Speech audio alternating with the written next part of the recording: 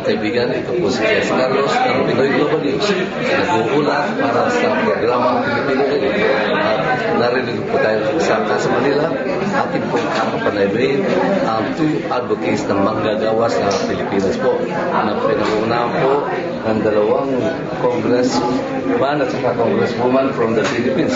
At pakikilala ko po sa iyo, ang sa kalawa ko po, si Congresswoman Luz Ilagan.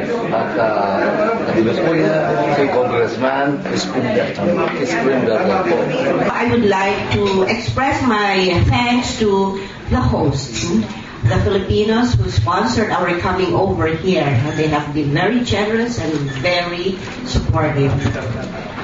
We came here because of our genuine interest in what's going on among our migrant workers. We have heard a lot, and we would like to do our part also.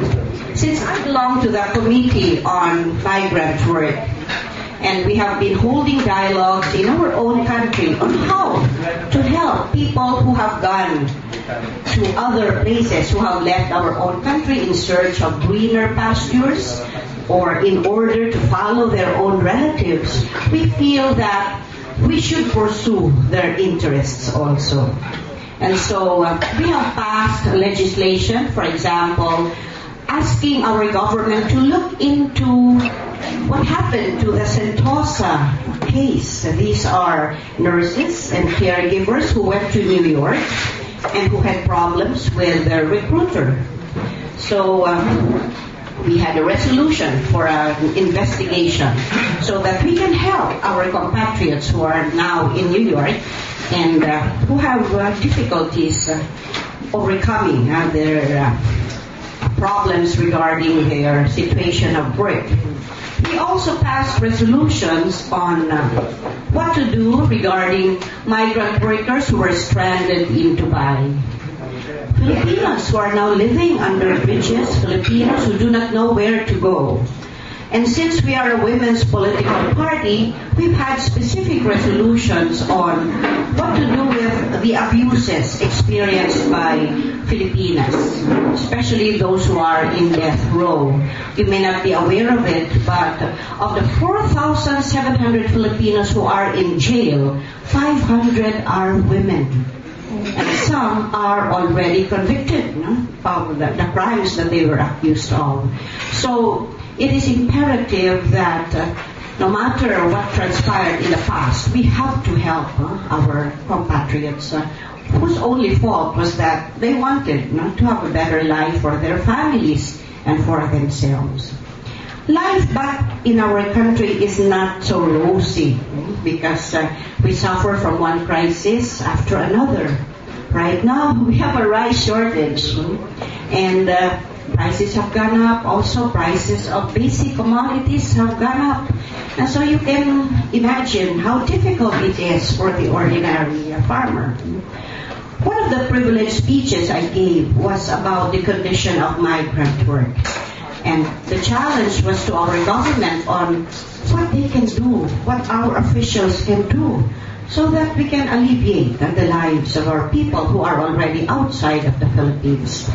Another concern that we brought up was with regard the destruction to our environment. I bring this up because you are in Canada, and there are companies, Canadian companies, operating now in our country, the mining companies.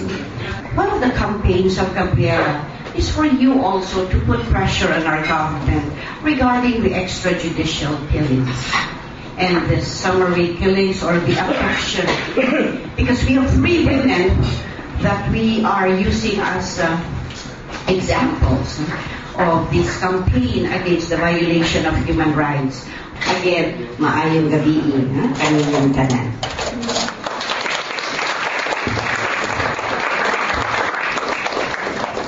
Maraming salamat, Luz.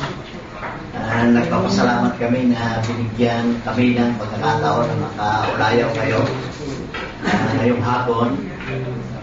At siyempre pa, kailangan namin mag-report sa inyo ano ang kahilingan natin sa labas ng Kongreso.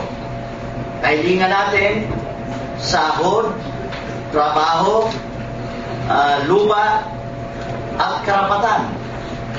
Ayun ang kahilingan natin. Dinagdagan pa yan nung bandang huli ng tahanan at saka pagkain. Basic na mga pangangailangan ng mga mahihirap na kinakatawan namin sa loob ng Kongreso. Walang alaw baga ay yung mga manggagawa, ay yung mga magsasaka, urban poor, mga estudyante, at mga kababaihan. Ayun ang kinakatawan namin sa loob ng Kongreso. Tayo yun, kinakatawan natin. Kaya po,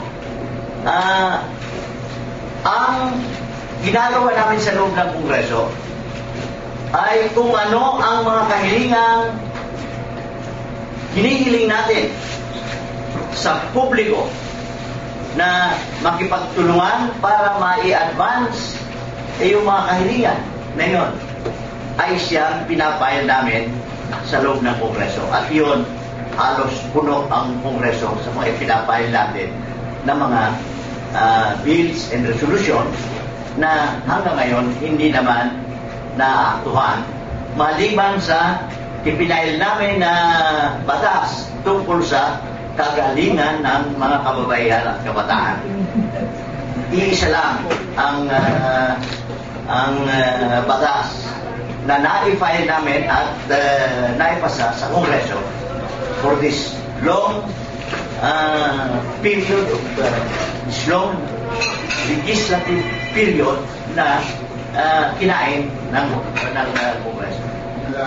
At yung pagpapadala mo ng kanyang kabaon. Now, is that a good thing for the government to do, or will that help the migrant workers to Canada? I think what you are raising is part of the provision of the memorandum